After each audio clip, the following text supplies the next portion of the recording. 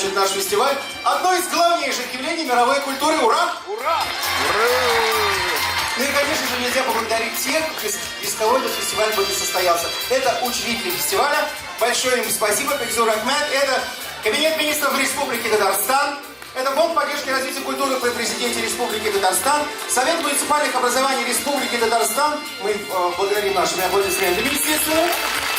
Министерство молодежи и спорта Республики Татарстан, Министерство образования и науки Республики Татарстан, Министерство культуры Республики Татарстан, телерадиокомпания «Новый век», Республиканское агентство по печати и массовым коммуникациям «ТАК-Медиа».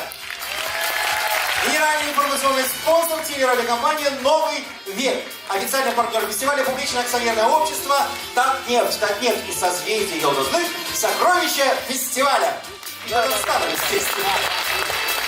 Ну и сейчас для приветствия участников на сцену приглашается глава Балтасинского муниципального района Республики Татарстан Рамиль Рашидович Нутфулин, исполнительный директор Фонда поддержки и развития культуры при президенте Республики Татарстан Нурия Минахматовна Каширова и лауреат премии правительства России в области культуры, генеральный продюсер фестиваля «Созвездие областных», заслуженный деятель искусств Республики Татарстан Дмитрий Александрович Туманов. Спасибо, Рахмат. Хайрлыкен, добрый день, уважаемый Дмитрий Александрович, уважаемый жюри, дорогие наши участники молодежного фестиваля «Созвездие Йолдозлы». Фестиваль, проходящий при поддержке нашего президента Рустама Нургалевича Минниханова,